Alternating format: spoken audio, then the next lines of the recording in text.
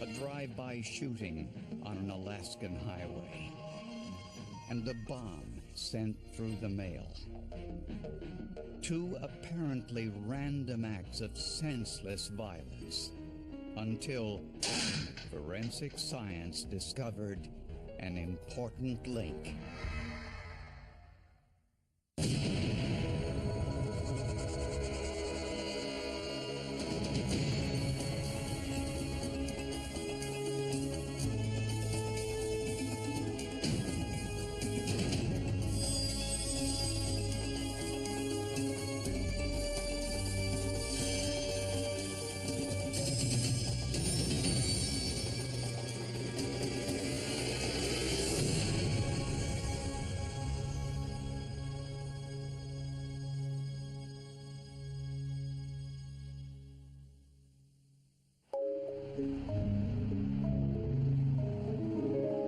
On an October night in 1990, Rob Chamberlain and his friend were driving along Glen Highway in Anchorage, Alaska, headed to a local restaurant. As he approached the exit ramp, Chamberlain heard a loud crack. He looked back and saw a hole in his rear window. Then he saw his friend, 20-year-old Jeffrey Kane, slumped in his seat and covered in blood. The bullet entered the back of his head, exited out the front of his head. Death was instantaneous. Kane's parents were called to the scene. I couldn't understand why Jeff had to be the one that was shot. Maybe I'm just, like there's other people. Why not shoot the bad people? Jeff was a computer programmer with no known enemies. The driver, Rob Chamberlain, said he had no idea why they were targeted. Our first impression was maybe it was a drug deal gone bad and somebody was following this young man and something had happened. We really pressed the issue. Were you targeted for some apparent reason? Were you involved in something? Do you have any enemies? Have you been involved in anything that would have led somebody to target you? Not far from the site of the shooting, police found a shell casing on the side of the highway. The bullet probably came from another vehicle that was traveling in the same direction as our victim vehicle. The casing was from a high-powered assault-style rifle, a Heckler & Koch, or HK-91. Police wondered whether the shooting was intentional or a random act. They were concerned that somewhere there was a shooter out there, not knowing what had happened or what led to it. They just knew that there was somebody out there who randomly shot a teenage boy on the road. It's kind of scary to think that you could be driving down the road and get shot. It was very tense at the time. They knew there was a shooter out there still and somebody who had just killed somebody. With little else to go on, police asked the public through local media outlets for any witnesses to come forward. I would not think it was a stray bullet. I would think somebody was aiming at that car. Why that particular car, we don't know. But no one reported seeing anything unusual. So there wasn't a lot of traffic on the freeway incoming into Anchorage at the time. So there was nobody else in another vehicle who, called the police and said, wow, I just saw a guy fire a shot out of a vehicle. The investigation had barely started and was already stalled. It is an unlimited pool of suspects. At that particular time, we have no idea who would have done this. We have no idea why they targeted that car. So it's just wide open at that time.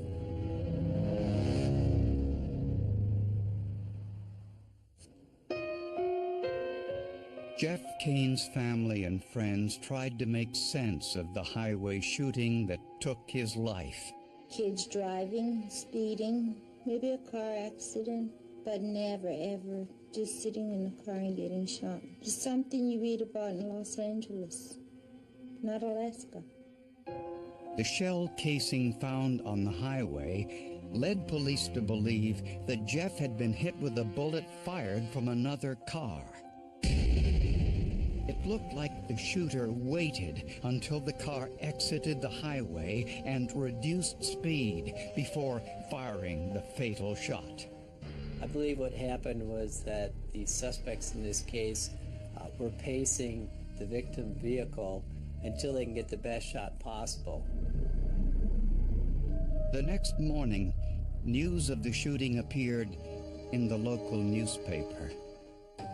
And when 19-year-old George Kerr saw it, he felt he had no choice but to call police. Can I explain my situation there? Sure. I mean, these guys are friends, okay friends, I would say. I mean, and I usually wouldn't rat out my friends, but this is just so severe, I gotta do it. Kerr said he and his two friends, R.D. Cheeley and Doug Gustafson, bought an assault rifle earlier in the day. Later, when they were driving home, a car cut them off on the highway. This pissed R.D. off, so he turns to Gustafson and he said, "Shoot that mother." He claimed that Gustafson raised the rifle and fired a single shot towards the car.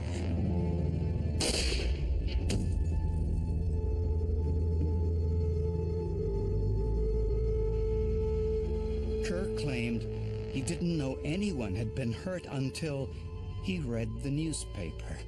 Did he actually aim it like a rifle? It was really quick. I don't know, I was sitting in the back and I was telling him, you don't want to do that. I still didn't think he'd do it. George Kerr's story of the shooting, it's very credible because by that time we had worked this crime scene and the highway all night. It was very consistent with what we had. And he definitely had information that hadn't been released to the media. Kerr claimed he didn't know what Gustafson did with the rifle after the shooting. Investigators weren't entirely convinced that Kerr would testify against his friends in open court. I'll be honest with you, I never trusted George. You know, he's one of these that he's going to flip on you. He's going to flip up because on the one hand, he'd go, oh, how terrible this was, and this kid didn't deserve to die. To the other turn, talking about these are his best friends, you know, and we would die for each other. There wasn't any proof that all this happened other than what George was saying. See what I'm saying? So they couldn't just run in and make an arrest at that time. To confirm Kerr's version of events, police asked him to wear a hidden microphone and meet with Cheeley and Gustafson. The meeting took place in a restaurant at the Anchorage International Airport. Two undercover policemen sat nearby. The recording device was in a car outside. George Kerr said words to the effect of, you know, Doug, why'd you have to kill that guy? And Gustafson responded with words to the effect of, well, I didn't mean to, George. And absolutely corroborated what Kerr had just told the detectives. But Gustafson wouldn't say where he hid the gun. Nevertheless, police arrested R.D. Cheeley and Doug Gustafson and charged them with Jeffrey Kane's murder. George Kerr accepted a plea bargain and agreed to testify for the prosecution in exchange for immunity. Without the murder weapon, he was their entire case. George Kerr was very important to the prosecution. Without George Kerr, it would have been very difficult, I think, to put them at the scene and to actually have an eyewitness who witnessed not only the shooting, but what happened before and after. But as the trial was about to begin, George Kerr changed his story.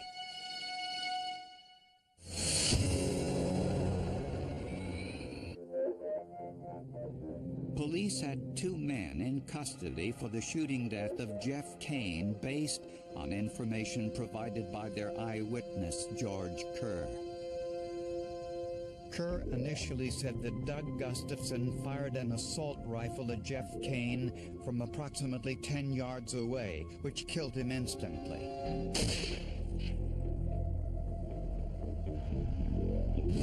But soon, Kerr changed his story. It wasn't like an aim thing, it was just pointed in the general direction of the car. He now claimed that Gustafson pointed the gun out the window and fired a shot from 200 yards away, which hit the car. I believe that this was done so as to throw a bone to his friends, that is, to give them an out to say that it wasn't first-degree murder, that maybe it was something lesser than that, like criminally negligent homicide or manslaughter, basically something to try to appease his friends. The shell casing at the scene indicated the weapon was an HK-91 assault rifle. Receipts from a local gun store supported George Kerr's claim that Doug Gustafson had bought an HK-91 the day of the murder. Kerr also said that he, Sheely, and Gustafson had been shooting the gun earlier that day, and they used a road sign as a target. Investigators found that sign with 3 bullet holes.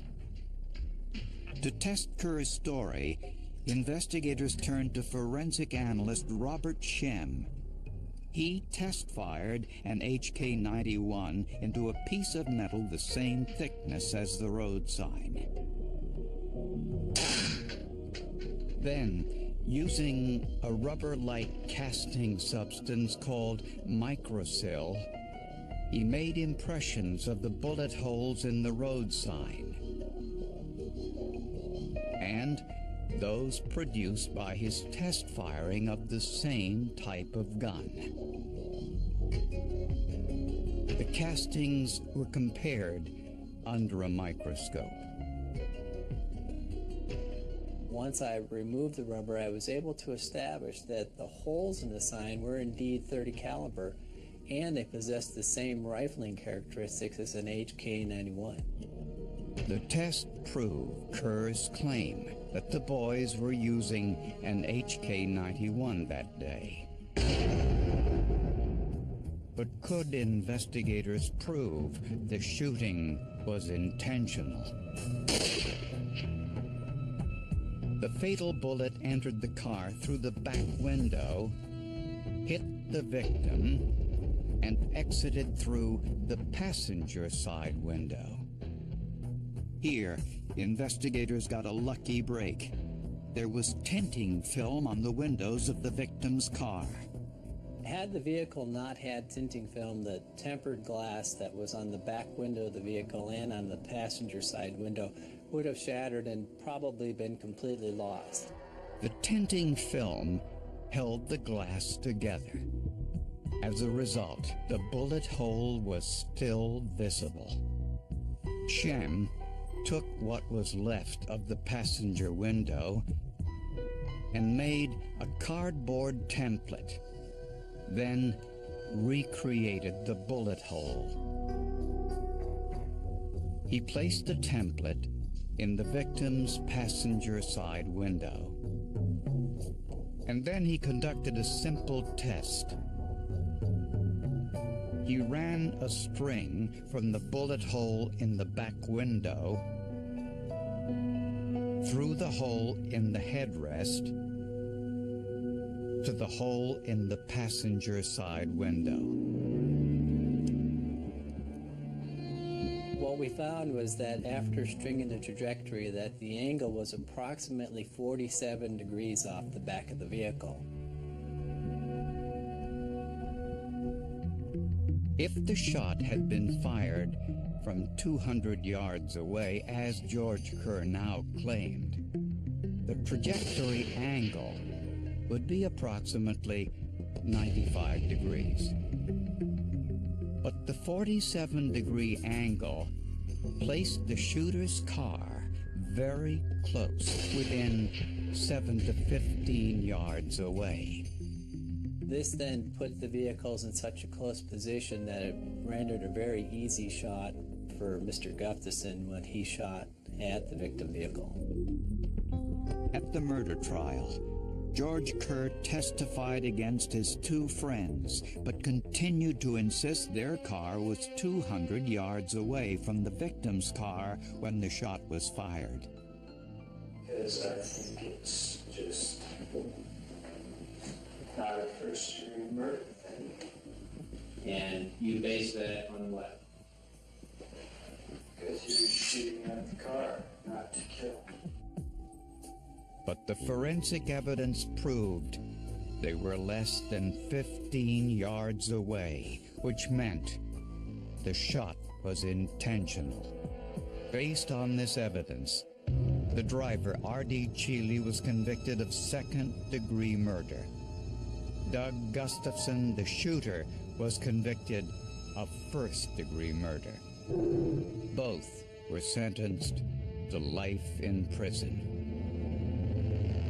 Since George Kerr had immunity from prosecution, he left Alaska soon after the trial ended. But the story didn't end there.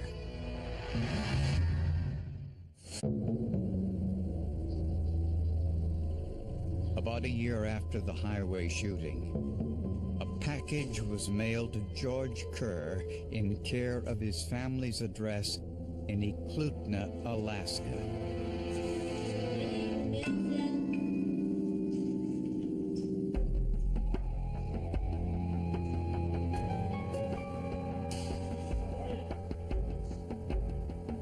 Since George was out of state, his father decided to open it.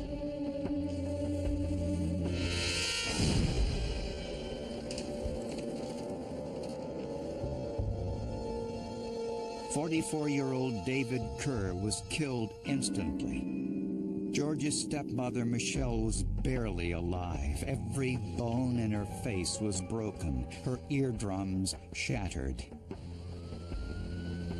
Police questioned her on the way to the hospital, convinced she would not survive. Michelle, there's some police officers here. Just repeat what you think happened. Go ahead.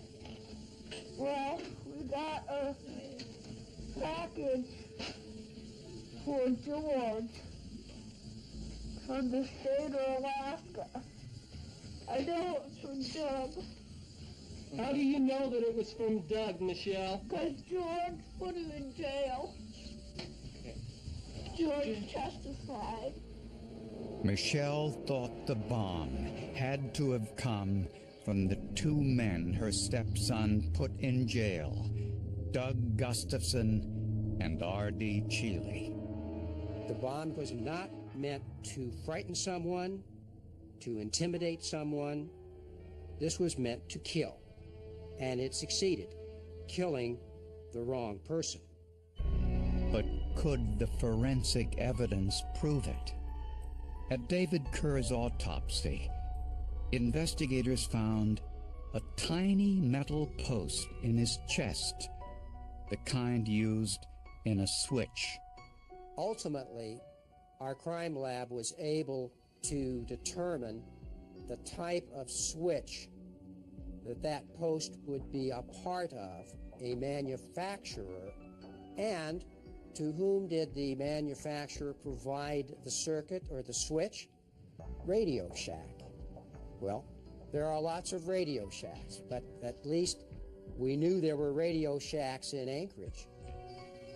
But both Cheeley and Gustafson were incarcerated at the time. How could they have done it from jail? How could they do this? How could they do that? You know, which was all of our questions. You know, how could somebody do that from jail? Since prisons routinely record all inmate conversations, investigators found this coded conversation between Gustafson and his sister Peggy. It took place shortly before the bombing. Yeah, now this is to fix your car, remember?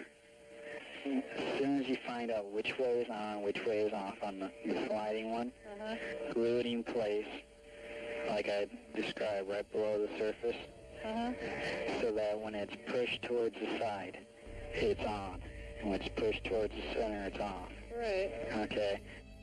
Superficially, it just sounded like Doug giving his sister some help fixing her car, but had too much connected with it to be just that. So as you listen to it over and over again, you know, it became clear that they were talking about Doug was giving Peggy instructions on how to create a circuit for an improvised explosive device. Those audio tapes were the smoking gun. Other conversations revealed Peggy didn't have the technical ability to build the device. So she brought in another member of the family, their elder brother, Craig, who was a mechanic. Apparently, both Peggy and Craig Gustafson believed their brother was innocent in the highway shooting death and that George Kerr was responsible. To give some idea of the depth of her emotions and her feelings of revenge, Peggy Gustafson is 9 months pregnant. She is, in fact, within 3 days of delivering her second child into the world when she delivers the bomb package to the post office. Rock Phelps was in prison with Doug Gustafson and R.D. Cheeley when the bombing occurred, and he knew they wanted revenge. R.D. didn't give a shit who got killed as long as George Kerr got killed. He was wanting to kill George, Little George is what we called it. We had actually a number of inmates who told us that they had seen a list of names that Raymond Cheeley had with him at the jail, and that Cheeley had told them that in fact this was a hit list. It was a list of people that he wanted to kill, and they were able to describe the list, that the first person on that list was George Kerr.